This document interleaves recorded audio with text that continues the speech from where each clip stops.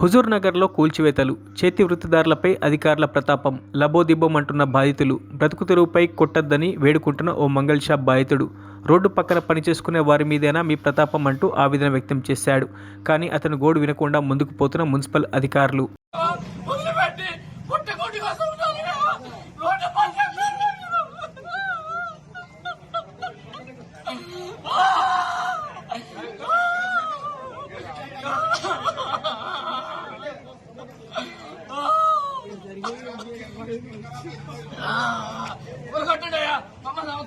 Family మొత్తం తీసుకుపోయి పంపిస్తారని తీసుకోండి.